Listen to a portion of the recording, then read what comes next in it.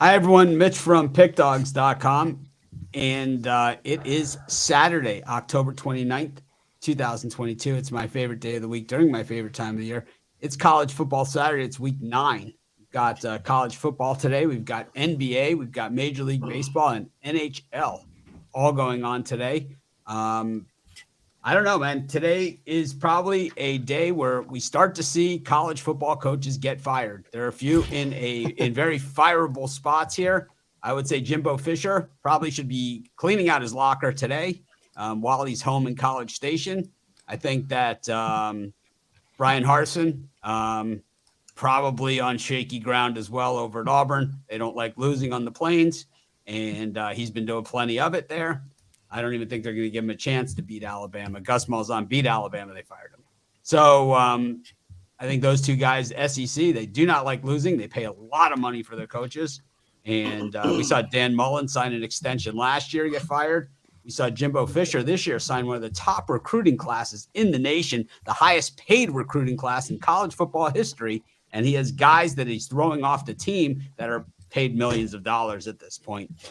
Not a good combination for the boosters who are shelling out that money, especially when you got a 3-4 record in an offense that can't score any points. Ron, what do you think about the college coaching carousel that is about to take place? Because the bomb is dropping because we're seeing the top recruits start to sign. Mario Cristobal nailing down the number 4 and 5 recruits on the board. So he's going to get another year at Miami. Yeah, I think the big thing is you got to watch out with the guaranteed money. We saw Dan Mullen get paid a lot to get fired, and same thing with guys like Jimbo Fisher, who they're going to make a lot of bank if they do get fired. So it's just kind of an interesting situation. Do the Aggies want to pay that much money to get rid of them? I don't know. We'll have to see. That obviously, like you said, SEC teams they'll pay millions of dollars to not lose and to be competitive if that's what it takes. But I'm interested to see how the game goes today. This could be the biggest whitewash on the board because you have the worst run defense in the SEC against the best run offense. And normally what that means, they're going to run all over them until the cows come home. So this one sets up to be a real savage beating at home in College Station. So, I mean, I would guess he doesn't make it off the field today without being fired, Brett Bielema style. Chris, what do you think today's card?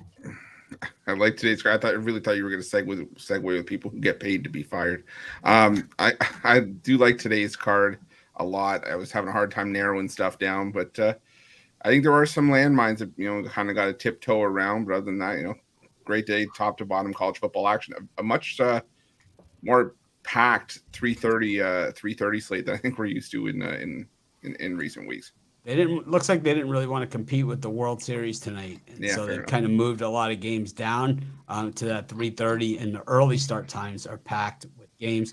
Late night, not so many, and only one or two real late night outings out there. Jay Briggs, last night in Houston, pretty much a disaster once again for my bankroll. Phillies busted me up. They took my money again. I don't know, man. I'm just resigned to just give the Phillies my money. I'm going to continue to bet against them, but it has not paid dividends. Yeah, I'm in the same boat as you, man. Philly is deep in my pockets this postseason, and I thought we was gonna catch them last night, up 5-0, and then collapse. So hey. They better bounce back today or it's going to get real ugly. Any Texas coaches getting fired today? Jimbo on the hot seat. I don't think they're quite ready to get rid of him. No, I think he, even if they lose, I think he still somehow stays. But I think it depends how bad it gets because they haven't been home in a while. And I don't know.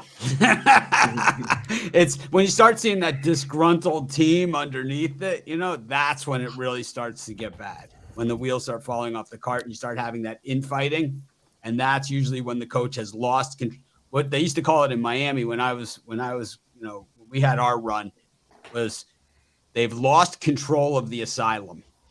Because what you have here is a lot of big egos and a lot of guys who everything has always been given to them their whole life. And anything they've ever wanted, the answer has always been yes.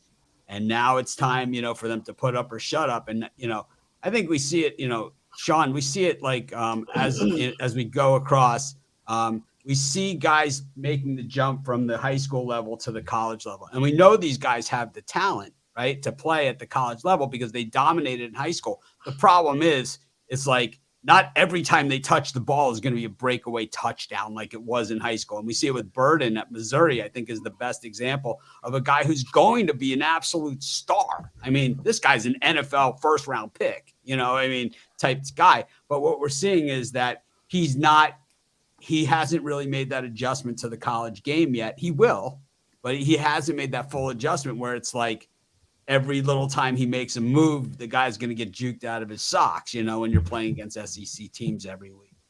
What do you think about that? It's a much bigger, jump when you get the kids coming into college from playing high school football. When you compare it to, sometimes people think these college players are going to have a much bigger adjustment going into the NFL, and some of these guys just break into the NFL and dominate some of these young players, especially recent years where you look at some of the wide receivers that can make the jump from college to the NFL, and first year they're a top 5 receiver in the NFL. So bigger adjustment for those kids, coming out of high school going into college. As for all those coaching changes, I don't pay a whole lot of attention. There's not enough hours in the day for me to put too much thought into the coaching hirings and firings. But anyway, another good card on the go today. Really fortunate last night to get that BYU East Carolina under. That looked like it was dead midway through the third quarter, and they decided to stop scoring. So I'll take that win and go into today and hopefully keep it rolling.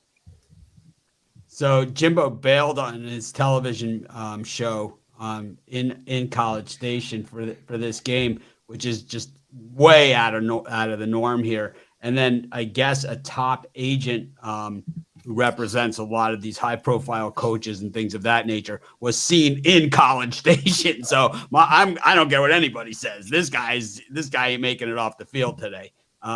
He is not going to walk off the field as the head coach of Texas A&M after this game. The writing is on the wall. I'm surprised that he's making it to the game at all, at this point. Jovan, college coaches used to never be fired in season. They always waited to the end of the season. They moved up the recruiting, so now they don't have a choice. You have to get rid of the guys right away. Usually it's hard to get the replacement in there quickly, though, because it's still – they name the replacement, but the replacement doesn't start as the coach until the next year is the way that they do it now. Any idea who they're going for at Texas A&M here? Well, I have no idea. They have a lot of money. They have a lot of money, man. I have no idea. Texas A&M, they basically have everything that's coming to them because look what they did to the last guy, Sumlin. And then they brought in Jimbo Fisher, and he has a worse record in the same time span. So, they're getting their comeuppance right now is what I'm saying. So they better choose wisely for the next head coach, whoever they choose. Jimbo Fisher gave no reason as to why he couldn't show up, and Paul Feinbaum, is on the case, but he has been unable to shake out any kind of information about what's going on here. But like I said, man, you start seeing those infighting among players, guys getting released, high-profile recruits, leaving the program, getting thrown off the team. These are all really, really the bad signs when the wheels are off the cart, especially a season that started so promising with a team ranked in the top 10. Al Niños, we know the college football, not your number one game. Baseball is winding down here. Last year, our leader in the NHL. How's the Pucks treating you so far?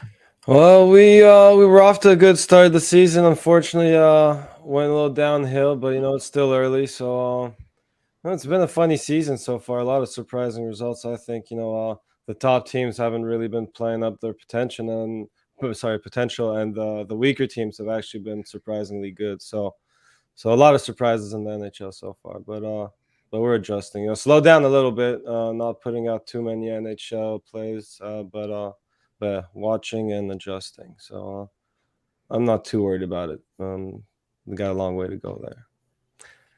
But speaking of hot seats, and when you asked Jay if any Texas coaches were getting fired, think any chance Sarkisian gets fired on his day off? No. Hey, there's a chance, man, but I don't think so either. I think both of these teams, they're just their ego is so high that I don't know. I just don't see it happening. I think Steve Sarkisian, the issue that Texas has with Sarkisian is that Arch Manning is still in the pipeline. And it's like if Arch Manning was not in the pipeline, then I think he would probably be on a little bit hotter seat. But it's tough to get rid of your head coach when Arch Manning is in the pipeline. And I believe that he will be at Ole Miss. Not this year, next year, whatever. He will be at Ole Miss sooner rather than later. And Steve Sarkisian will be gone at that point. But you can't, like in Texas A&M, where your top recruits, are bailing out on you, that you paid these guys money to come. I mean, that's really what happened here at Texas A&M. You paid these guys. They had a slush fund of $20 million. They paid out these players to come there. And, they came, and now they're being thrown off the team, and the team is a mess. I mean, you have no quarterback. You have the worst run defense in the SEC. And you've been on the road against some of the heavy hitters in the SEC too. So it's made it really look even worse. And, two of the games that you won were questionable at best. The win over Arkansas where they missed the chip shot field goal, and then the win over Miami where they fumbled punt and, other questionable plays in that game. So it's not like they're been competitive, with a team that they had. And, it'd be different if they had Arch Manning in the pipeline. I think Jimbo Fisher would probably be sleeping pretty easy. My guess is he's sleeping pretty easy with that $10 million a year that he's sitting on. Jimmy Sexton, his agent, who is in town, sure gets paid his $10 million, his 10% either way. Not a bad day for agent. Al, it's a different college football world that we live in. It is a different world. I mean, you just don't see this anymore, and it's like, it is that point of the season where it's like, Texas A&M goes to 5 losses or, whatever, eliminated from bowl contention, from being a top 10 ranked team to start the season. We saw Tommy Bowden several years ago at Clemson start the season in the top 10. These were my first death threats I ever got online, was when I said that Clemson would end up unranked the season. Tommy Bowden would be fired, and he was fired by like the 7th game of the season. And that was really the first time we saw a coach get fired within the season. Dabo Swinney took over, and the rest is history. At Clemson, they didn't have a great finish to the year, but they've had some pretty good years since then. What do you make of this college football landscape? Because what happens now is, because of the transfer portal, that everything's provided for these players. What we see with some of these new coaches this year at Notre Dame, at Miami, and we've seen it, kind of across the board with coaches that just came in this year, where a lot of players transferred out. They got some transfers in, but it wasn't exactly like a recruiting building process like you see in college. Like, Joe Paterno, at least every 4 years he was going to have a really good team, right? So it's kind of like, what do you make of this? Is like where schools are just burning $10 million a year, to win. Like, I mean,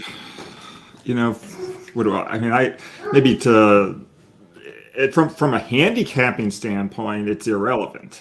So that's the way I approach things. So, you don't think a lame duck coach has any effect on the team's performance on the field?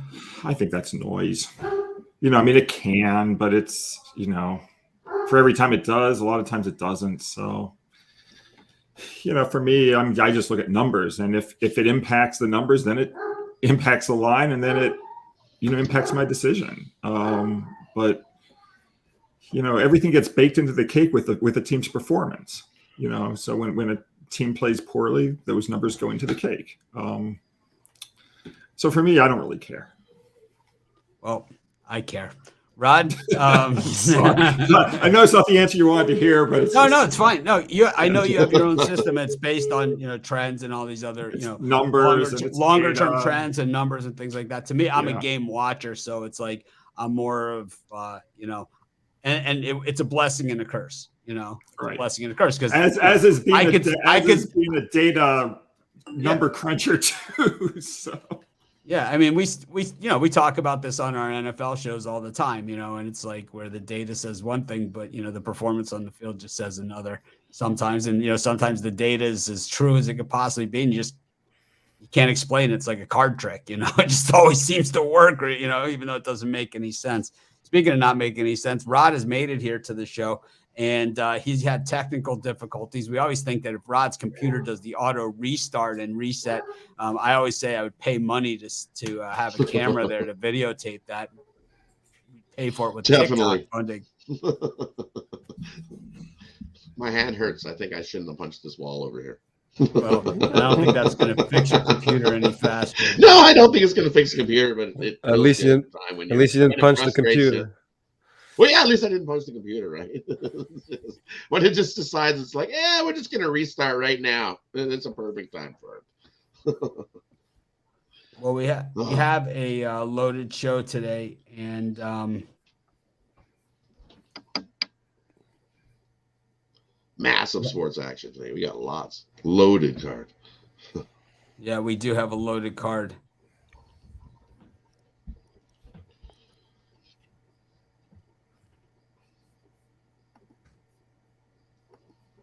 Anyways, let's just get rolling into the games. I think that's a good idea. Start talking here.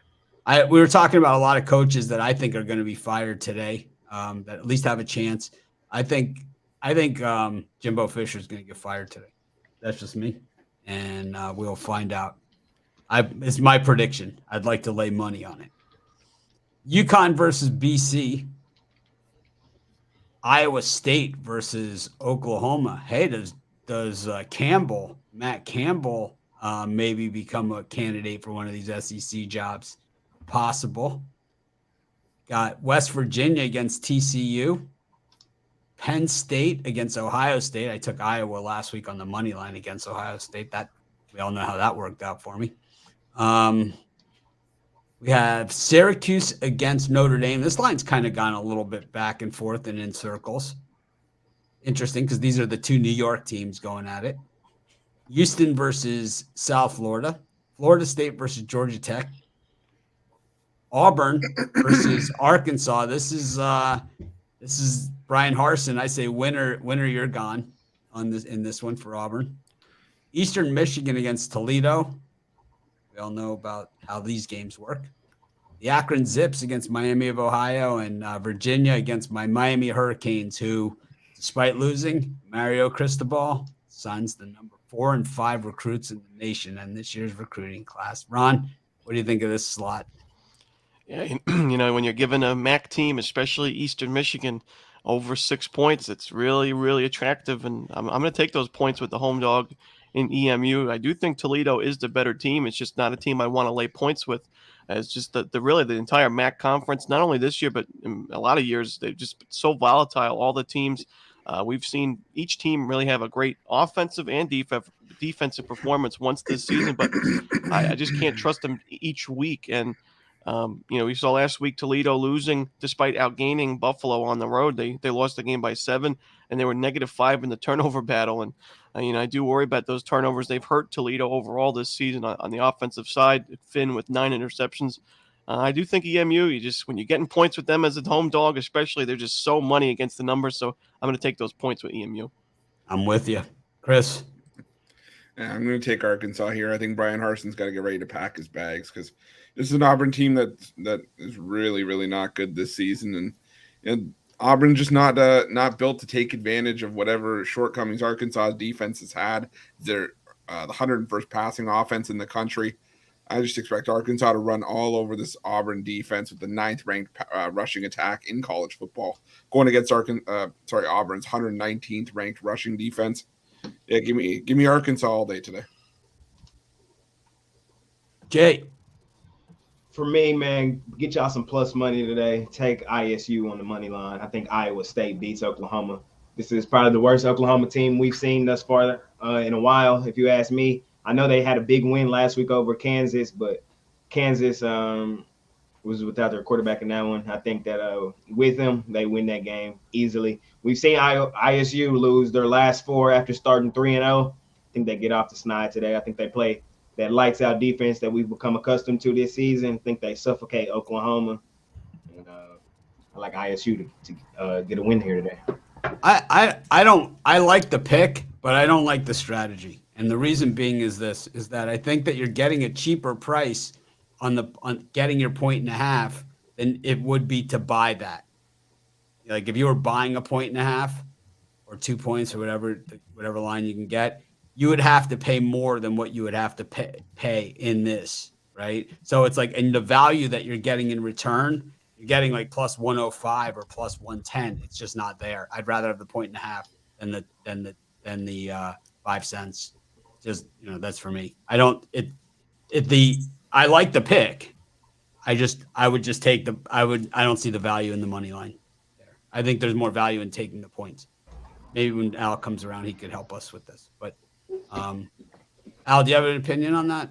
Like as far as a 1.5 versus like a plus 105? I mean, I would just. I don't like buying points ever. Well, you're not buying points. I know. No, you're I getting understand. But which game is this? Iowa State and Oklahoma at Iowa State. They're a home dog. Right. So it's plus 1.5 for Iowa State, or what was Jay's other option there? The money line there. So it's like in the plus 105, 110 range at the most. Both. It just seems too light for me on the money line. I mean, I'd rather the points than it's just not enough. I think at that it's personal preference, really. For me, there's just not enough meat on the bone, like on mine. It's like if I'm taking a money line, I need plus. It's like so I'm looking at 5 dimes right now. It's plus 103. So you have plus 103, or you can take it 5 dimes plus 1.5. That's a cheap or lay 1.5. So it's 13 cents for 1.5. In college football, It's cheap. I would probably take the plus 103 for me. Really? All right. I'm taking the 1.5. No, but I don't think there's like I think it's pretty close. Yeah, it's close. It's like because you don't want to buy it up to 2. I would never buy it. I mean, that's the thing. I would never ever buy it. If you can get 2, instead of the 1.5, though, it's like that you have to take. Yeah, 2 is a key number now in college football. 1.5. To me, at plus 103, it just, I feel what you're saying, though. I get it. It's tough because, like, on a game like this, I'm not going to bet, that much that the plus 103 is going to help me that much. It's not like a game that I love that I'm going to put like 3 or 4 dimes on it or something. I kind of look at it like this. Sometimes you give up so much vig. Sometimes it's nice to get it back. Sometimes. I'm with you. Believe me, I love a good. I took Iowa on the money line last week, and I did Florida International. There's no reason to lay $1.10 if you can, for the meaningless 1 point. You can just take plus 103. Well, 1.5, except if the 1.5 isn't meaningless.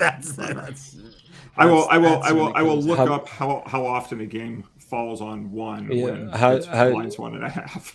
I also think if you were just making maybe 1 bet, maybe you take the 1.5. But if you're making like 10 bets at plus 1.5, I think maybe you go money line because you don't want to be laying minus 110 10 times on the point. I don't know. You just got to do 3 16-point teasers, and then that's where you're optimal. There you have it. Bring it up to 17.5. Why stop at 3? Bring it up to 17.5. Take Georgia minus 10 or whatever. Sean, what do you think of that this time slot? I'd probably take money line. Well, first, I think the 1 point, in my experience, comes up more than you would think in college football. I had a game just last week, Louisiana Tech Rice. We see it all the time when the game goes to overtime. Team gives up that touchdown on the first drive of overtime. And then when they get the ball back, if they score the touchdown, a lot of times you'll see that team go for 2. They missed the 2. This is what happened with Louisiana Tech last week, so they lose the game by a single point. I do think in college football that point can come into play more than you might think. Maybe Al's going to bring up a different story here, but it's going to be like 8%. So it's going to be, but it's like what it is. It's 8% overall, but it's going to be 94% of the games where I take the money line instead of the point. Exactly. I mean, it's a piece of mind. That's what it's going to be. Mind. In this time slot, I like Syracuse laying the short number at home against Notre Dame here this week. There's no real reason to downgrade the Orange here after last week. They had their perfect 6-0 start, ended there in that 27-21 loss in Clemson, easily covered the spread. Obviously, they blew the game after having a big lead there, so tough loss, but I think they bounced back here against Notre Dame. Notre Dame got that 44-21 win over UNLV last week. They needed that one after the home loss to Stanford as a 16.5-point favorite the week previous. So we knew the Irish would be up for that one, and they were. They came out and just blew the doors off of a pretty bad UNLV defense. Different story here. They're on the road. I'm a believer in this Syracuse defense and just the Orange team as a whole. So I'll lay the points with Syracuse here. How about you, Joe Bunt? Yeah, I'm gonna look at the MAC. We'll take Akron against Miami of Ohio. Now, Akron, they are 1-7 this season, but they had 4-4 against the spread, and three of the last 4 games, they've been competitive, lost by a touchdown or less. So just want to strength for that. I'm a roll with Akron, home dog. Al Ninos. Yeah, I've been, shopping for this number all night. Lost sleep over, woke up early looking for it, and didn't quite get it. I like TCU a lot, but I was seeing a lot of -7.5s. But do shop around because I do see some -7s, and if you can get a -7, I'd definitely be all over that. And well, the +7.5 is a little juiced, so in most cases, you could probably buy. I know we just talked about not buying points. I'm seeing one spot I can get the -7 at -114. I think that might be worth it as long as you're not laying like more than one than -115 to get the -7 over the -7.5. I think it might be worth it. Here's the issue I have, and it's certainly I would rather have 7 than 7.5. I'm with you, right? We'd all rather have, you could take a poll, and everyone watching and everyone on the show will say they'd rather be laying 7 than 7.5 any day of the week. But here's the issue I have with buying a point on a day like today. There's 100 games. I'll just bet something else, that I like better, or put more on a game that I like better. It's just there's too many games. It's not like even this year, like we said yesterday, Ruffalo Day is canceled. Christmas Eve, there's even a ton of games this year. So it's like, it's not canceled, Chris. It's postponed. It's till next year. Oh, thank God. I don't even know if it's postponed until next year. Who knows what next year? I don't know I didn't know what I was going to do with all my National Ruffalo Day merchandise. I got T-shirts, I got hats, I got buttons, I got mugs. The Hawaii Bowl lives on. I wonder if the Hawaii Bowl is going to go up against that NFL schedule on Ruffalo Day. You can mail me some, Chris. Okay. I'll see what I got. I only got sizes though. Al, what do you think of this slot? Some big ones in here. Oh, I was just going to give you the data. There's out of the 558 games since 1980 where the line was 1.5, 15 landed on exactly 1, so 2.6%. And I was on the wrong side of 13 of them, and they all left a mark. I can tell you that much. Yeah, so it's. I guess with a gun to my head, if I had to choose between the two, I would take the +103. What do you like in this time slot? Not much. I guess I'm going to look at the TCU West Virginia game. The TCU's 7-0. They're 5-1 with a push ATS. This is the time of year when I like to look against, the undefeated teams. They begin to get overvalued. Historically, the teams that are 7-0 or better, they're soft 159 and 187 ATS in conference games, from game 8 forward.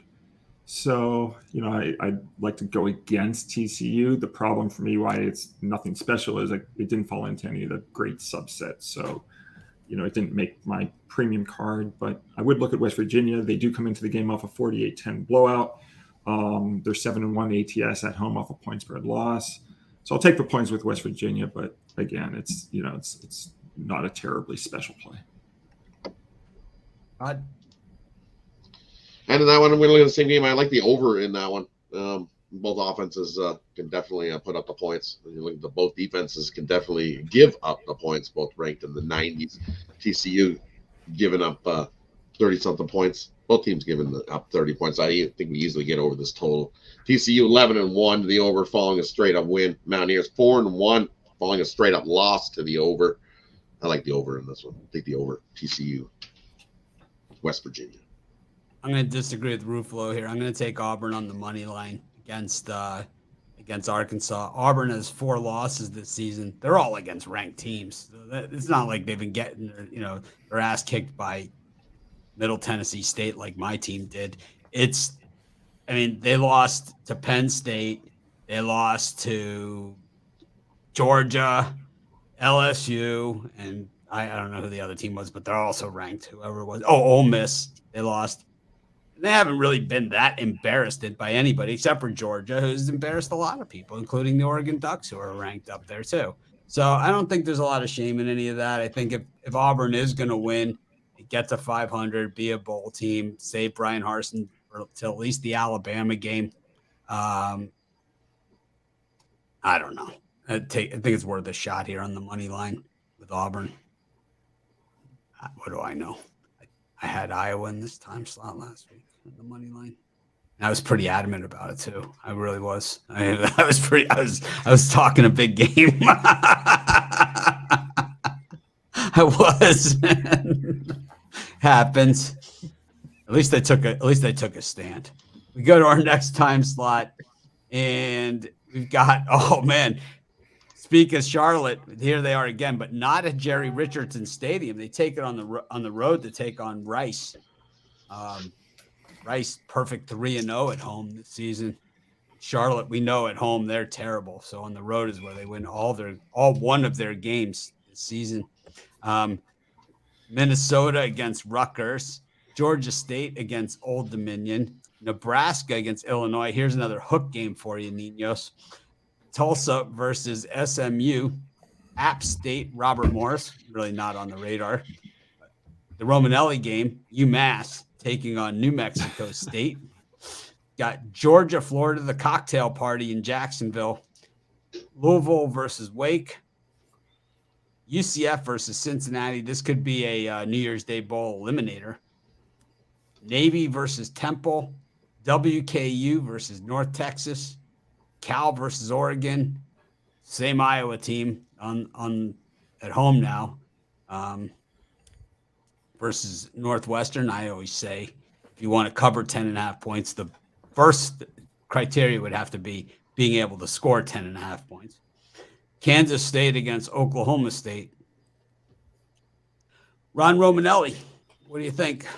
Well, I got a couple games that really tickle my fancy in this time slot. You mentioned the Romanelli game and UMass. I already mentioned that on the college football show. So I'll talk about the Florida-Georgia game, the largest cocktail party. I do think Mitch mentioned on Thursday, this series is never really close, even though these teams have kind of gone back and forth and who's winning the game. They've kind of gone on streaks. Florida's won 3 in a row. Georgia's won 3 in a row.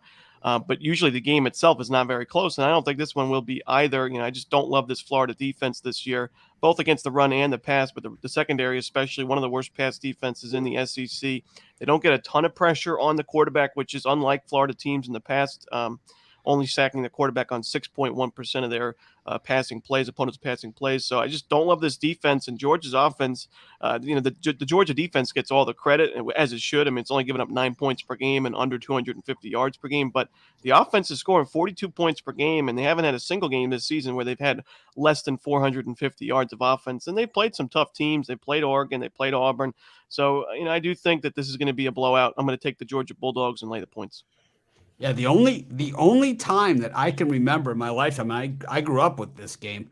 The only time I ever remember it being close was when Buck Bellew hit Lindsey Scott for the touchdown to end the game, and it was the run Lindsey run game. I don't know if you guys know that one, but that was the only cocktail party that I remember ever being close. Buck Bellew to Lindsey Scott. This is what happens when you have a memory like an elephant. Chris, what do you think of this slot? Buck Bellew, man. And I can tell you, that wasn't his real name either. No. Yeah, it was his porn. It was his porn name. His real name was like Jack name was Chambers. like Ben or something. They called him Buck. Jeez. Yeah, Jack Chambers is no longer my porn star name. Not after Thursday. It's not. All right. Okay. I'm gonna go with the under in that Iowa Northwestern game. Like you said, you got to be able to score 10 points to cover a 10.5 point line if you're Iowa. And I think we could see something similar to that Iowa State game that we saw earlier this year that went 10-7 in favor of Iowa State. I'm not sure that Northwestern wins the game, but you look at the last 5 meetings between these two teams, 5-0 to the under, and none of the 5 meetings have seen more than 30. 4 of the 5 meetings have seen less than 27 points. So I gotta think we see another low scoring battle here. I'm gonna go with the under between Iowa and Northwestern. So what they're saying is that Buck Bellew pass to Lindsey Scott, the 93-yard touchdown in the 26-21 Georgia-Florida game in 1980, that Munson never actually said "run, Lindsey, run," but I'm telling you, I'm pretty sure he did. I'm pretty sure he did because I looked up "run, Lindsey, run" game, and that's what came up. It was a 93-yard touchdown pass, 26-21 Bulldogs, 32 years ago. Still haunts me. Jay? Yeah, and this time slot, I'm looking at the Wake Forest Louisville game, and I'm still in Chris's guy Hartman, man. He's on my Rushmore too in college football. I think they just get it done. At 3, I love it, to be honest. I'm surprised it didn't make my premium. We've seen these two teams. They have some common opponents. Wake Forest aired out Florida State 31-21. Louisville lost to Florida State 35-31. Granted, and Wake Forest is on the road there. They've also got the same common opponent, Boston College. We've seen Louisville lose to Boston College. Last week, Wake Forest handled Boston College 43-15. Wake Forest is definitely the better team, high-powered offense. I don't think Louisville has the offense to necessarily compete. Louisville's defense has been decent this season, but I think this Wake Forest team is destined to make a severe bowl game this season. I think they have a real shot. I like them to really beat up on Louisville here today. Give me Wake Forest on the road. Here's the transcript of the play. I found it. Florida in the stand-up 5. They may or may not, but this is total Larry Munson, too, if you know him. Larry Munson was always one of those guys. They got us our backs to the wall, total homer. Florida in the stand-up 5. They may or may not blitz. Buck back. 3rd down on the 8. In trouble. He got a block behind him. Got a throw on the run, complete to the 25 to the 30. Lindsey Scott, 35-40. Lindsey Scott, 45-50, 45-40. Run Lindsey, 25-20, 15-10, 5. Lindsey Scott, Lindsey Scott, Lindsey Scott. That was exactly how it went. I thought he said run, Lindsey, run, but he never did. Anyway, Sean, Lindsey Scott, man, what a play. They're still talking about it, They're still talking about it. I'm still talking. 2 years before my time, so I can't comment. Me, it's like we used to have growing up in Miami. We had on Sunday morning, all the Florida team coaches all had a half-hour show. So they showed one after another. It'd be whoever was the head coach, and then there was I think it was Charlie Pell show, or Galen Hall could have been the coach then, and then it was the Bobby Bowden show. All right. Not a bad way to spend your Sunday mornings as a kid. No, exactly. I spent my Saturday mornings watching wrestling superstars. So anyway, I like the Charlotte and Rice. Right there you go. I was an Ultimate Warrior guy. So I like the Charlotte Rice under the total here. That you mentioned Charlotte, awful team. Their offense is actually getting worse as the season goes on. Last week they scored 15 points against a horrible Florida International team, although they won last night. But I just think in this game here, I think Rice wants to run the football. I think they'll be able to run the football against Charlotte, but I think they just end up eating a lot of clock. And we're looking at this total up in the 60s. The 49ers are going to have to score something to contribute to get this one over. I just don't see them doing it. Rice is coming off that double overtime or that overtime win over Louisiana Tech last week. That was 42-41, but that's not really a common high scoring output here for Rice. They don't generally run up the score. I don't see it happening here. I think this is probably a 2-touchdown win for the Owls, but I think it's kind of a more boring game than maybe people are expecting. So I'll go under that total of 61 points.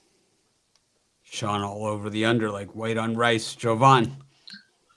Yeah, I'm gonna look at this whole K-State game. It all really boils down to a couple things. There's question marks still on the K-State side with who's going to quarterback on this team. That's one. Number two, it's the coaches. I'm a Mike Gundy guy, so I roll with him. When it's close games like this, and I expect the Cowboys to pull it out in this one. I made my wife listen to the "I'm a man, I'm 40" speech the other day. Last week it was. Where he takes out the newspaper talking about the trash. It's like, you call out this kid. Call me out. Al, I'm 40. I'm a man. Oh, I'm going to go out to Big Ten country, the Golden Gophers. I meant the other Al, but that's okay. Oh, that's okay. I want to hear what Al has to say. We'll come back. Yep, we've got all these different Als, so We should move you. Sorry. We can move you.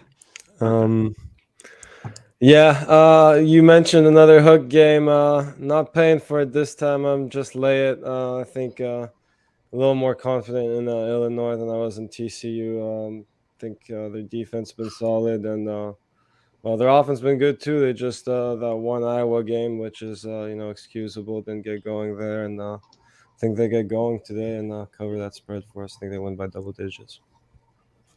Big Al. So I'm going to look at Minnesota here. They were blown out by 28 points by Penn State last week. I think they're in a good bounce back spot today. Winning teams are 190 and 143 ATS in conference games off a 21 point or worse conference defeat if they're playing an opponent off a straight up and against the spread win, which of course Rutgers is. The one thing we don't know, of course, in this game is whether or not Tanner Morgan's going to suit up under center. It's a game time decision, but regardless, I'm going to lay the 14 with Minnesota. God. And I like Cal here against the Ducks. You look at the Ducks on the road; they haven't been good. 1-5 ATS their last 6 on the road, and they love to play down to their opponents. They're 1-6 ATS their last 7 versus teams with losing records. So I think they play down to Cal here, and I think that Cal's defense solid enough to slow down the Ducks' running attack. 28th ranked rush defense with Cal, and I think they can slow them down enough. Score enough themselves to keep this within the number. So I like Cal here, plus the points in this one. Cal 6-1 ATS, their last 7 at home here. 8-2 ATS, their last 10 on field turf. I think the Ducks play down to them. Take the Cal Golden Bears plus the points in that one. Yeah, I think Brett Bielema is on the opposite end of the spectrum. He's the coach of the year this year in college football. Amazing job he's done at Illinois. But I like the under in UCF Cincinnati. I think these guys, this is going to be the game, the game within the game. If this was an SEC game, it would be, a massive matchup. I think the winner of this one goes to a New Year's Day bowl game. I think the loser goes home and goes to the Bahamas Bowl or something. Or the Boca Bowl. Could be the Fenway Bowl to get it off the ground this year. But regardless, this is a big one. And I just think this thing stays under that 55.5. Go to our next set of games. 4 o'clock has become a kind of a fun times, zone. They started just a half hour later. Got Arkansas State against South Alabama. Not a bad team, the South Alabama team. South Carolina against Missouri. I talked about Burden earlier. He's going to be awesome. He's definitely going to be the guy to watch. Boise State back on the blue turf. They've been on the road for quite some time against Colorado State. This line has dropped several points. Marshall up against Coastal Carolina. Coastal, one of the worst cover teams, is a favorite. One of the best cover teams is a dog. One of those crazy situations up against the Thundering Herd. Florida Atlantic against UAB from Boca. Arizona versus USC. Tennessee, and boy, this is the trap game of trap games up against Kentucky. Colorado against Arizona State. Michigan State, right? Isn't that how that one goes? Michigan State. Then Michigan State. I'm trying to figure out what you mean by the trap game on Kentucky, Tennessee. Which way? I would say that's the trap for Tennessee because don't they have Georgia next week? Yeah, look aheads mean nothing. Okay, I was just curious what you were saying. But it's kind of a sandwich game, for them. There's no such thing as a sandwich game. Oh, So let down. You can have I'll talk. It's anyway. Okay. I like Kentucky. Sandwich. Okay. I like sandwiches and I like Kentucky. Okay. I will be giving out Tennessee. We'll talk later. All right. Al also gave out the 49ers on the Wednesday show. another debate for another time. Jimmy Garoppolo. It's like who wouldn't be able to start at Tennessee or Kentucky. Colorado against Arizona State, Michigan State, Texas BYU or Texas Baylor, Texas A&M Ole Miss. It's the Jimbo Fisher farewell tour, but the line has dropped a half a point in that one. So obviously Texas A&M boosters have so much money. They knock lines all the time. Those Texas teams, Texas and Texas A&M, just the backers alone mess with those lines constantly. UNC versus Pitt. UNC, I think, is the worst 6-1 team in college football. We could debate that if anyone's up for it. UTEP against Middle Tennessee. Fresno against San Diego State. Oh, how the mighty have fallen. San Jose State, the Big Al dead player angle comes back into effect. UCLA versus Stanford and Hawaii versus Wyoming. Wyoming 11.5-point favorites in a road game. Ron, what do you think? Going to lay 11.5 with the cowpoke on the road? No, it will not be. Hawaii's really improved, but since the season, I mean, you got to give credit to two programs I think that were put in terrible spots to begin the year, FIU and Hawaii, and both programs have really improved over the course of the season. So I tip my cap to them. But I'm going to talk about the Marshall Coastal game.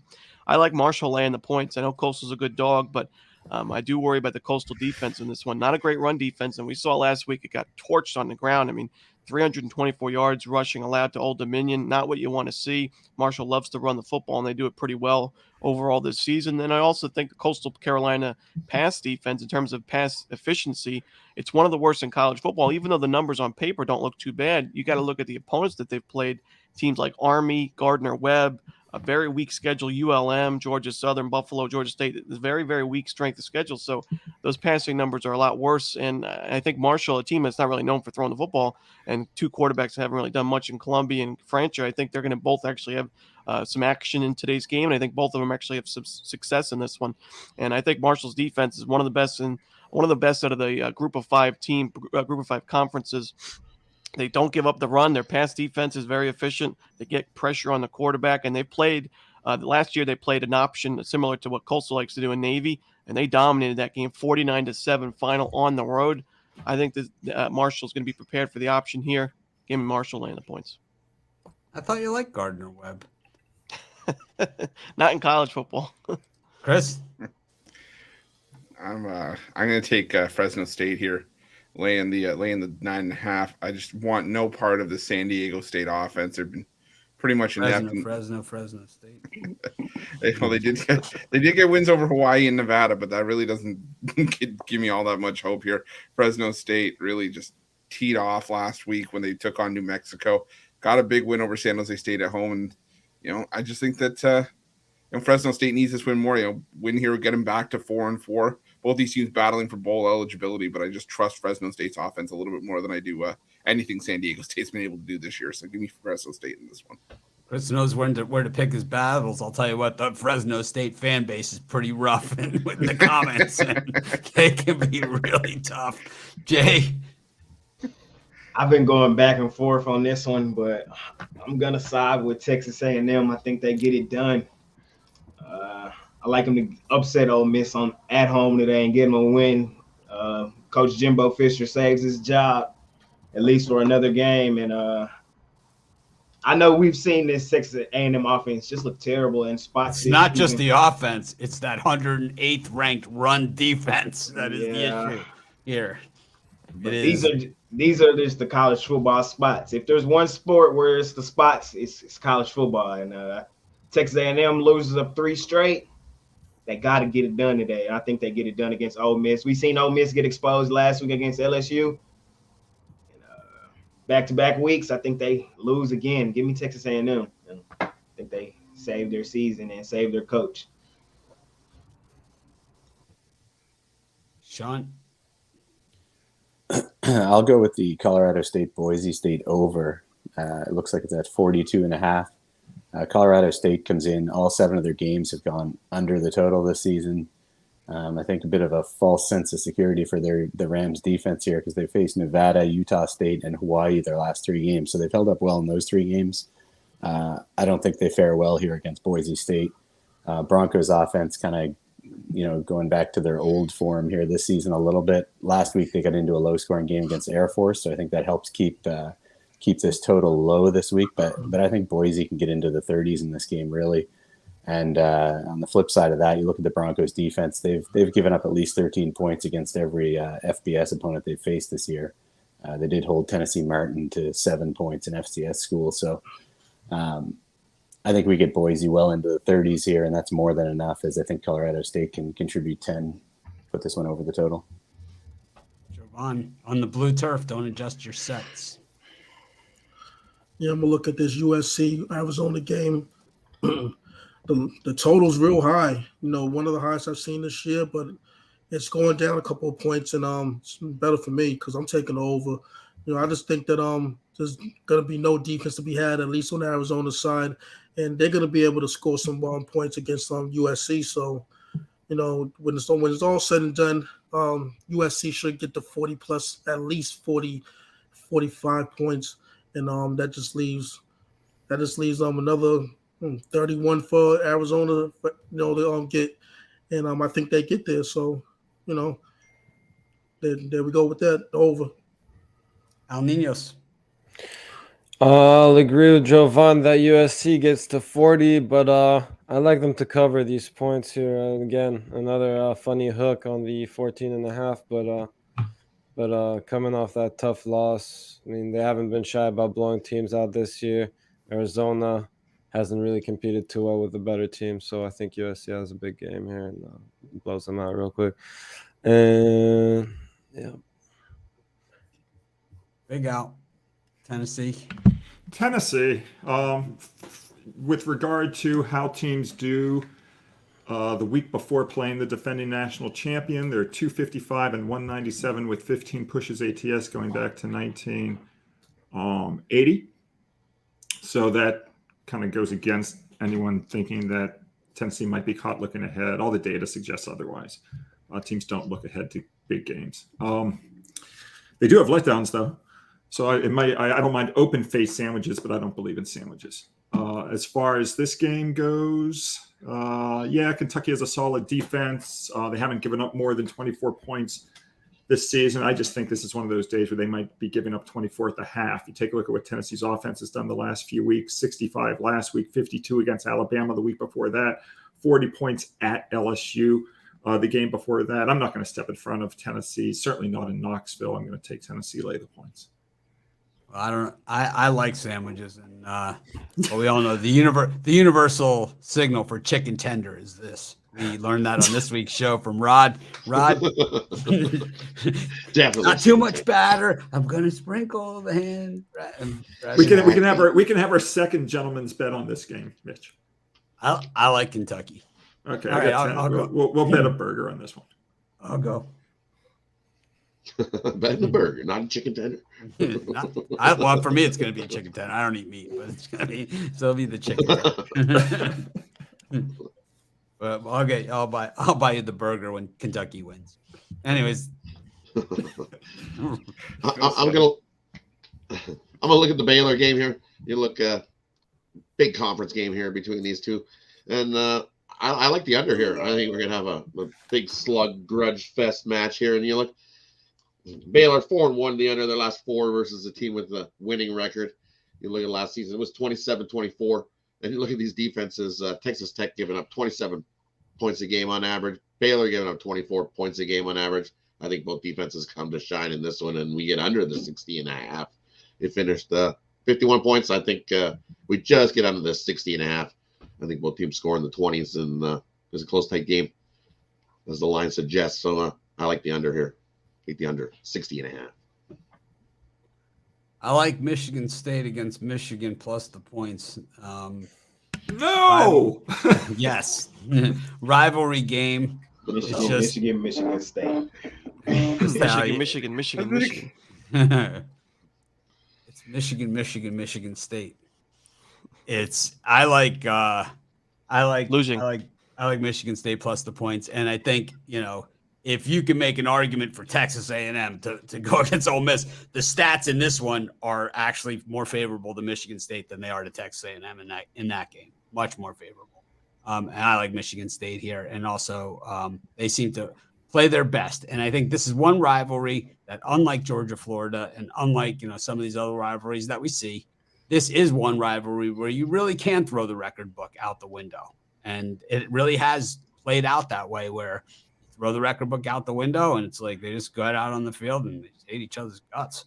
And it is always settled out there. It's rare that the team that's, that this is not one of those rivalries where the favorite just comes out and blows the doors off of the dog. It's just not one of those games. And I don't think it is today. But I do think that North Carolina Pitt will end after the Hawaii game. So the Hawaii game starts at 11:59 p.m., but I think Pitt, North Carolina could end after that game ends. Because I do think it's going to be the longest game this entire season. I think if you like the over in USC Arizona, then you love the over in Pitt, North Carolina, because North Carolina is the worst 6-1 team I've seen in a long time. I can't stand teams that don't play defense. They can't stop the run. Which, at least my Miami team, as bad as they are, it's just teams pass all over them. It's like at least they can stop the run.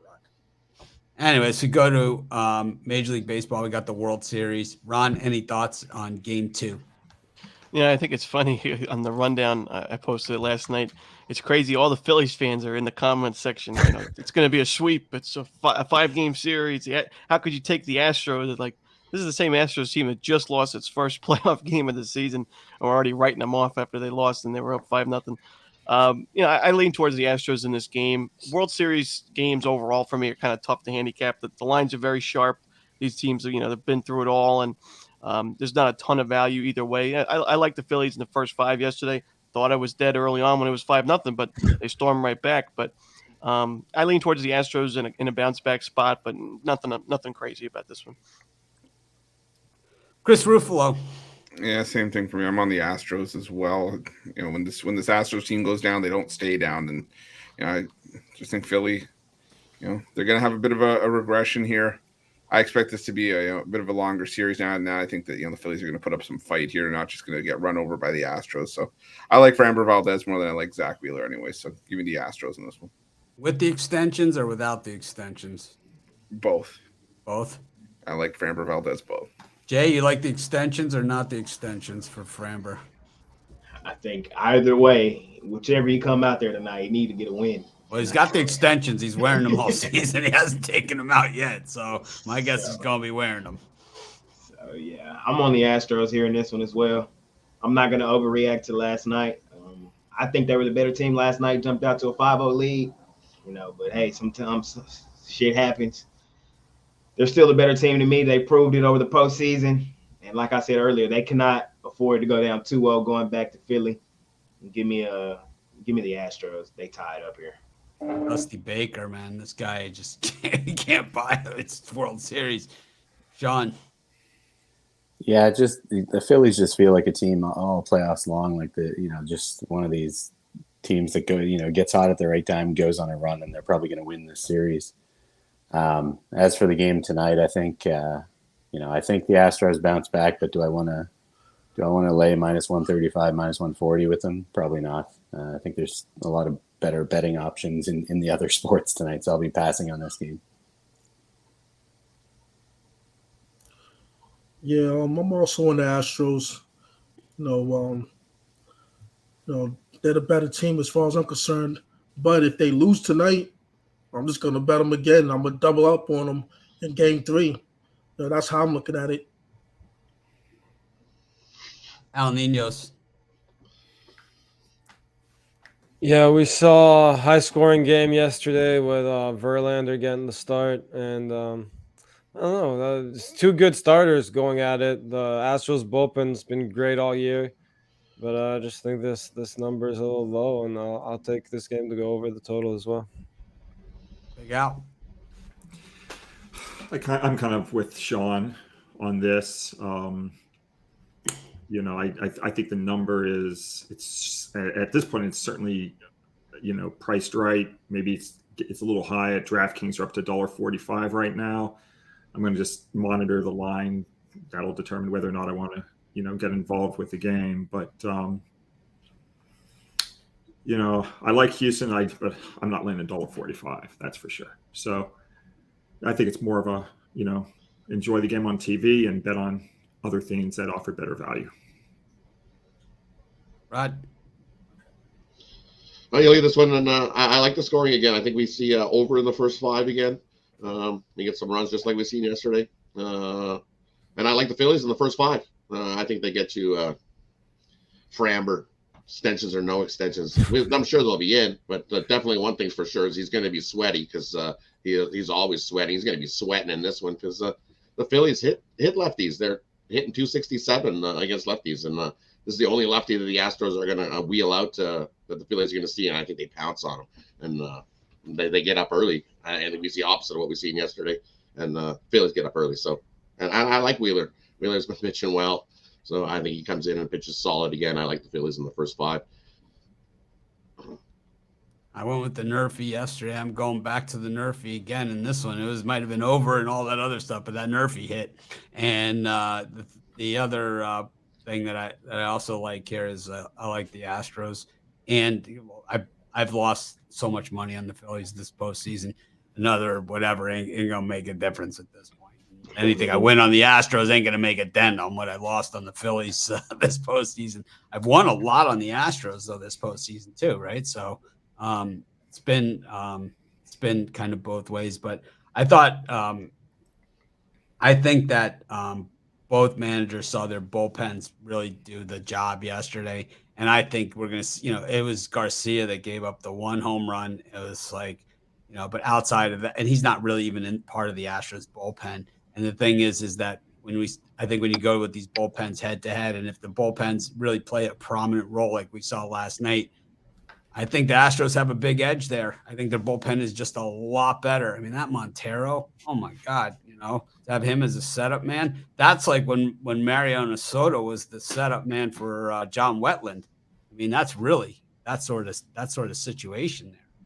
It's like they got lucky. Castellanos made a great catch to save that game. Great catch, but that's expected. It's expected. I think at this level, this juncture in the stage, World Series, that's when these plays are made. That's when you make those players plays come to shine, right? Yeah, there's no other time to do it. The big time players. I mean, it's not like Castellanos makes league minimum or anything. I mean, what did they sign him for? They said this is one of the highest paid teams in history. This Phillies team. This is not like a bargain basement underdog story. This is, and people are acting like this is a Cinderella story. No, this is an underachieving, overpaid team that finally is paying to their pay grade. That's what this is, and which is surprising to me. Why so many people are thinking, "Oh, the Phillies are this underdog or whatever," but they're anything but. When you look at the payroll of the Philadelphia Phillies, you say, "How is this team a Cinderella story?" No, because they were underachievers for 3 years. I don't see it, But anyways, let's see exactly what the Phillies are making. I know people really hate when I do this, but I don't care. The Phillies payroll is, let's see, before the luxury tax or after the luxury tax. It is.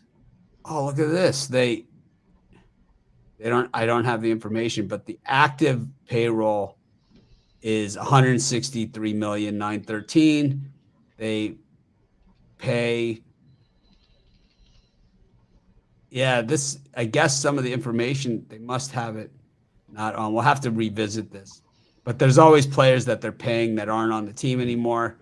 But, Segura makes 17 million a year. That's the type of team that they have here. Okay. The guys like Segura makes 17 million, Nola makes 16 million, Eflin makes 15 million, Schwarber makes 20 million. Castellanos for that catch, Rod, 20 million. So he made on that game, to play in that game, he was paid basically $400,000 or $500,000, $200,000. Yeah, I agree. They're the fourth highest paid team in the Real Muto with the big hit, the star of the game, 23,875,000. Zach Wheeler, tonight's starter, 24,500,000 a year. And Bryce Harper, who has come through in the postseason, 27,538,462. 16% of the entire team's payroll. Yeah. But do they pay their camera crew as much as the Astros do? Probably not. Anyways, I'm just saying that this isn't a Cinderella story. This is a team of very highly paid players. Like if the Rays win, that's a Cinderella story. The Phillies have the second highest payroll. Well, the Astros have a high payroll too, but they've been winning. There's a difference between a team that's been to the World Series 4 times in the last 6 years and a team that's done nothing, right? There's a big difference. So when you win, I mean, imagine if Correa was still on the team, what the payroll would be, or, Springer, some of these other guys. Go to the NBA. We'll go through rather quickly here. We all love the NBA. It's awesome. Love Kings this against. game. It's like there's so many good teams this year. I think it makes it more fun. Kings versus the Heat, Hornets, Warriors, Nets, Pacers. Pacers just roasted me last night. I had the Wizards in that one. Bulls against the Sixers. The Bucks. I'm riding this one till the wheels fall off. I don't care what anybody says. Against the Hawks. Dallas against OKC. Thunder buddies for life. 4-1 against the number. And Jazz against Riz. Ron? I'm not in love with this NBA card today. What do you mean you're not in love with the NBA card today?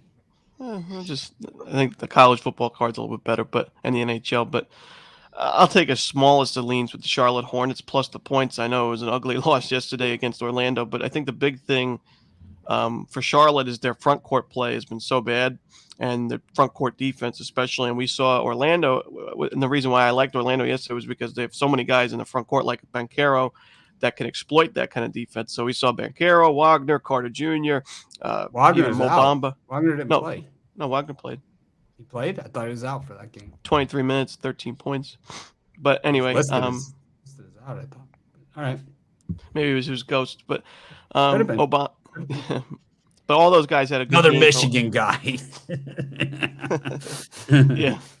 But Golden State, on the contrary, don't really have that front court to be able to exploit that. So, they're more of a Steph Curry, Klay Thompson, the backcourt kind of guys. So I think the Hornets can hang in this game and actually, compete. You're getting 10 points. So I'll take the points with Charlotte. Chris? Sir, muted. I'm gonna go with. There's 2 plays I like here. I like the Pacers plus the points against the Nets. Can't forget this is still a Nets team that's covered just 10 games at home, going back to the start of last year. So I got to take the Pacers plus the points, especially off the win yesterday. And I'm gonna go with Oklahoma City Thunder buddies for life plus the points against Dallas. It's just a Thunder team that just continues to battle hard, continues to cover numbers, playing with a little bit of confidence after sweeping the Clippers at home. And I think they come in and at least give the Mavericks a bit of a run here in Dallas. So give me Oklahoma City plus the points. It's like Al Davis used to always say, just cover, baby. Jay. Yeah, I'm with you, Chris. Like I said, go watch my NBA Jam session. I go through every play. But in this one, I like the Pacers too. There's nothing that we have seen from the Nets to be laying 10 points. Nothing at all. It's not a good decision. Pacers, we seen them outright win yesterday, pretty big win. This Pacers team is competitive, so I like the Pacers in that one. I'm not laying 10 with the Nets. I don't care who they're playing. And also, I'm going against you on the other one, though. Give me the Mavericks. Because Mavericks have really big playability, and they have shocked, Jay. Be shocked that you would take them. I know, but they have knockout ability. We've seen them up 40 on Phoenix already this season.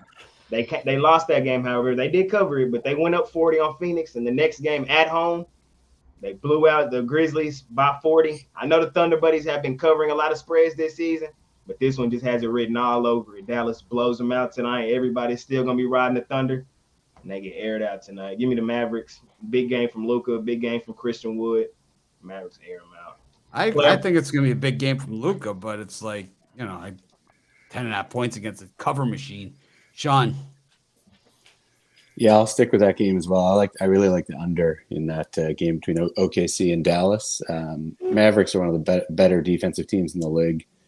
Teams have a tough enough time just getting shots off against them, let alone scoring. I know last game they gave up 125. That involved overtime against the Nets. I think they come up with a big defensive effort here. Thunder are competitive in pretty much every game, so I'd expect that again here. Similar story. They're limiting their opponent's pace. I think the same thing happens here. I just don't see this one. I don't see this one getting into the 220s. I think we go under 218 here. Jovan.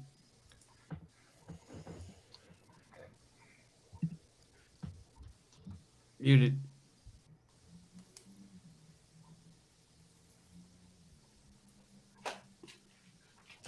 There you go. Hear me now? Yep. Yeah. There's a delay on that. But anyway, yeah, I was gonna touch on the other games, but a couple of guys beat me to it. So let's look at the Hawks Bucks game. It just looks like the Bucks they've come out on a mission 4-0, both straight up in against the spread.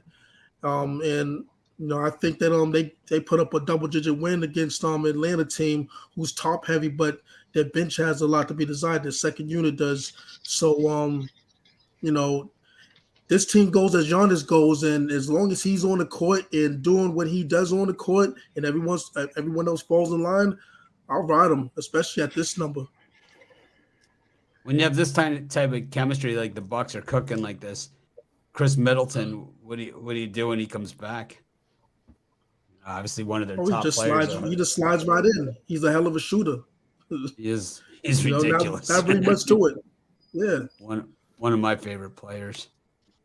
Al Ninos. Yeah, no, you can't keep Middleton on the bench. No, I can't do that. He has to come right back in the lineup. And real quick though, I wanted to touch on the look ahead spots. I think I'm definitely not so as concerned with them in like weekly sports like football as I am in the NBA. Like we saw last night, the Bulls rest Levine in these back-to-back spots. Especially, you got to be careful a little bit in these look-ahead spots. Maybe in some daily sports, just to make sure who's in and out the lineup.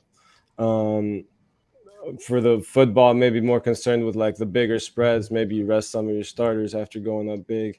But all that being said, I think the free play I'm going to go with in the NBA will be on the Bucks, and I think it could have very well been a premium one. I think comes to these back-to-backs, the stamina is that much more important. I think Giannis would have been ready to go after their game last night. Probably one of the most in shape athletes in any sport, actually. So yeah, I think that's a huge advantage for the Bucks here. So both teams will be playing their second game in 2 nights. Out.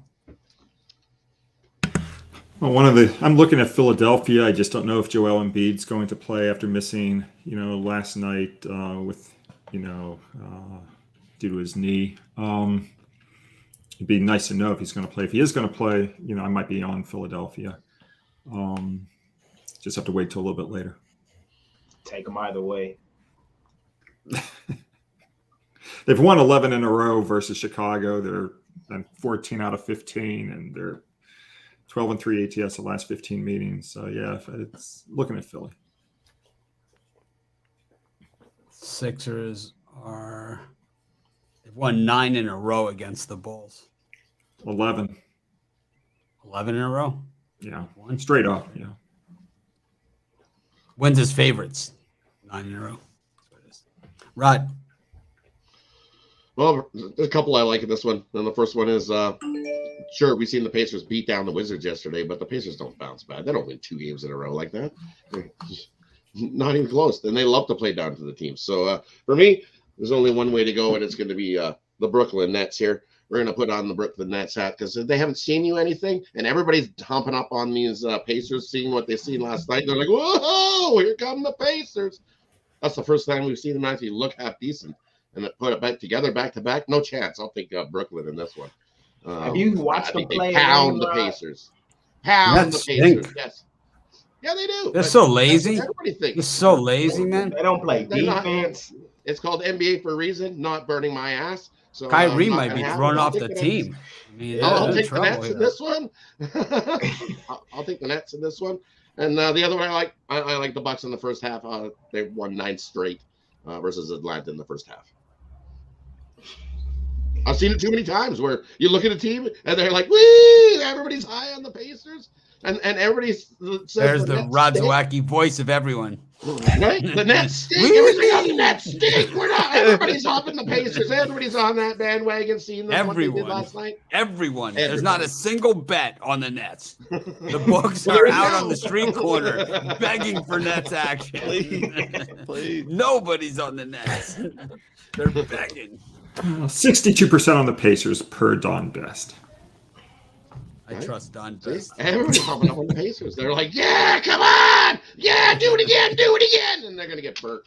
Even if the Nets go up in this game, if you watch that Milwaukee game the other night, it shows you exactly what can happen. This Nets team can go completely cold, and in the fourth quarter they did hot and pound teams down. They just haven't done it yet. All right. See, a line has been drawn in the sand. This is as bad as Big Al and I on the Rams-Niners game. This is. I mean, this is bad. It's like I wanted to put the Rams in as my circa pick 5 times this week. I like the Heat here against the Kings. The Kings are terrible, and so Harrison Barnes, I don't even know what he's doing anymore. Is he even playing? You know, because he's not scoring points. He's just basically standing there. I like the Heat here. The Heat are a better team than what we've seen. You know, they're a lot better team than what we've seen.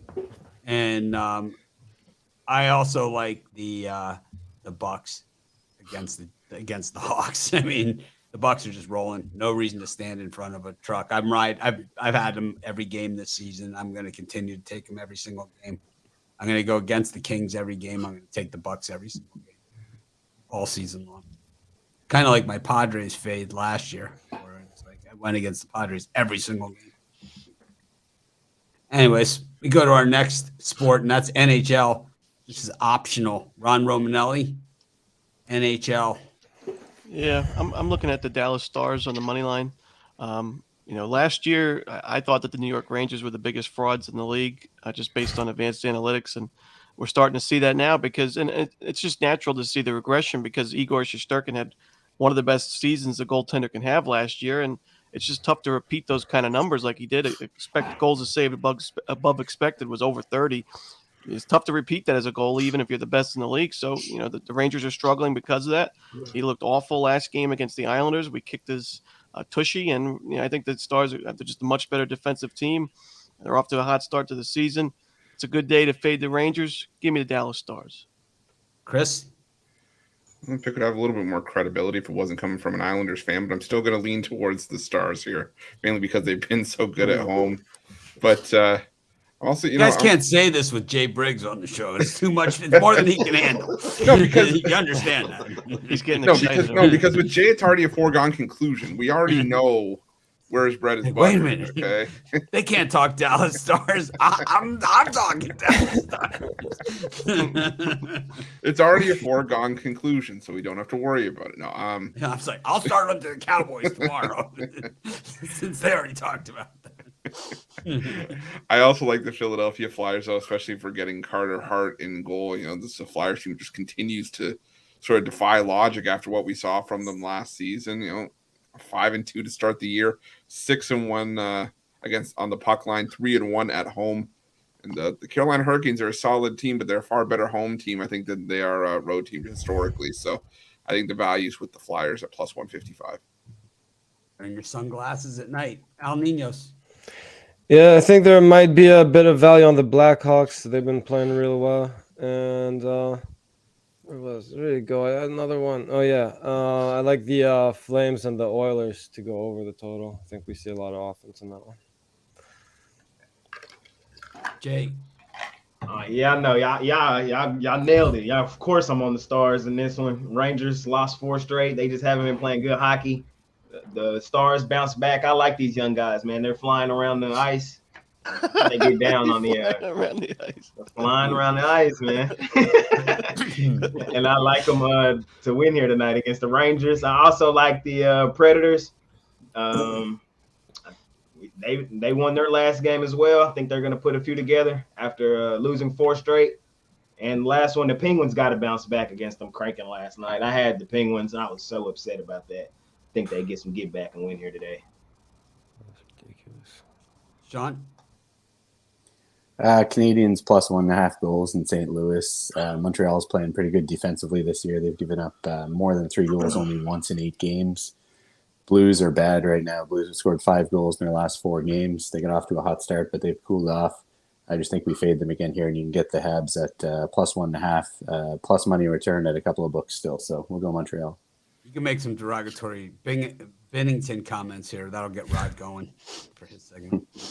He's a fanboy. He's not the reason they're slumping right now. It's his fault. We don't win as a team, lose as a team here. We point fingers, we assign some blame. And I'd say the goalie just isn't getting the job done. Miguel, any pucks for you? I would say Buffalo. They got off to a good start, 4-1. They're off back-to-back losses. Now they're back home against the Blackhawks. Blackhawks, not the best road team in hockey. I'll take Buffalo here. Rod. So we look at these, and I agree. I like Dallas here over the Rangers as well. They're just the better team, and you look at reasons why the Rangers just can't put the puck in the net. In their last 4 games, they got 4 goals. 4 goals in 5 games. That ain't gonna win hockey games. You gotta light the lamp if you want to win hockey games, and that's the real reason why the Rangers are struggling. They just can't score. It's ugly. Dallas gets the win in that one. And another one I like here. I agree. Take the Flyers over Carolina. Carolina's been slumping. They haven't looked good in the last few games. And Carter Hart is confirmed getting the start, and he's the reason why that these Flyers have been winning games. He's been playing lights out hockey, definitely leading Canada in the East for the Vezina early on in the season. Definitely for sure in that one. And we're going all the way down, and you keep Ron happy. I think the Islanders might upset the Avs. The Avs they looked human last game.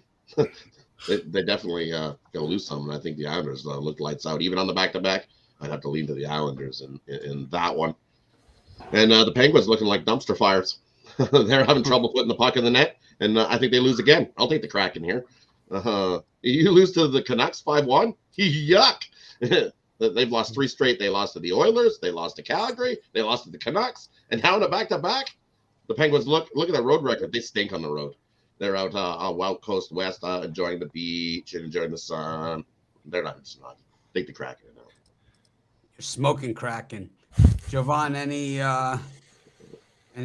pucks for you today? Not at all. None. Not at all. Football for you. I'm staying with my Edmonton Oilers here to knock off Calgary. Rod, sorry, no more room on our bandwagon for you. I'm taking also the after Rod jumped ship the other day and took the St. Louis Rod's been Blues. kicked off the wagon. Yeah, it's like, yeah, he turned his back on us. We went into St. Louis and busted him up, covered the puck line on that one. But I like the Chicago Blackhawks on the puck line today. 15 in a row that the Sabres have been unable to cover the puck line. Take my chances here. I'm not buying into this Buffalo team, not one bit. I know nothing about hockey. I haven't seen a game in many years, but I'll tell you, my picks haven't been all that bad. I use the betting tools that Sports Chat plays. Anyways, parlay time. Ron. All right, let's go with I actually really do like the Kraken as well. I'm going to do the Kraken on the money line. I'm just going to do a same game parlay with the Kraken game. Give me the Kraken and the over. 2-team in-game same game parlay. All right. Chris. I'll go with 4-leg parlay. I'll go with Illinois laying the points. I'll go with the under in Northwestern Iowa. I'll go with the Pacers, and I'll go with the Thunder. And I know DGen Friday was yesterday. I go my DGen round robin parlay. Pacers money line, Nets money line, Michigan State money line, plus 31,000. Wow. Nothing wrong with that. Michigan. Michigan Okay, State. I'm doubling up on it just because Michigan Ron's on State. Michigan. Michigan. Okay, triple. Michigan State.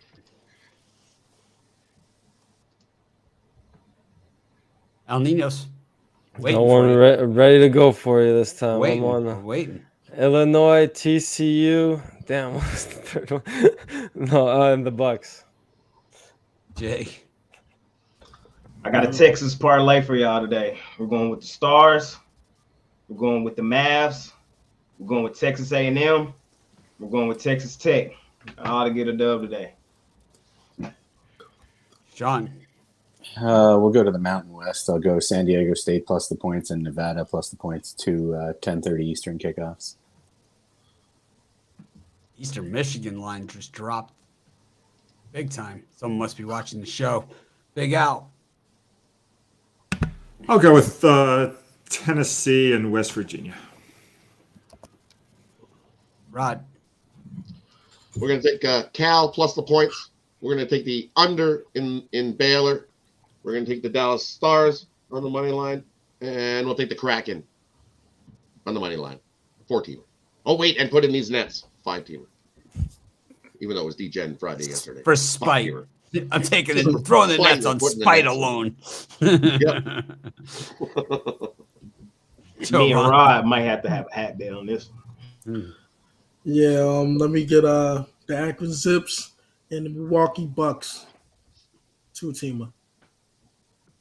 Auburn, Michigan State, Kentucky. 3 dogs for the pick dogs. Thanks, everyone, for joining us. Make it a winning day. We appreciate each and every one of you. These are Saturdays, my favorite day of the week, my favorite time of the year. But not next Saturday, but the following Saturday. I don't know how we're going to do this because we'll have college basketball and college football going on at the same time. We'll have to really pare it down. I don't know. We'll have to figure it out. If anyone has any suggestions, let me know because it's going to be a lot of information. Make it a winning day, everyone. We appreciate each and every one of you. Of course, be sure. Oh, we didn't go through our packages, but everyone here has premium packages for sale. Check them out at the site. Use the code 15 off, get 15% off. You can do 2-for-1 package deals. If you see a deal, if you see a package that you don't see, if you want a package that you don't see, just email me, Mitch@pickdogs.com. I'll get in touch with these guys. We'll throw something together for you. Make it a winning day. And we'll see you tomorrow morning. It should be a big NFL show with the lock in your Rams bets now.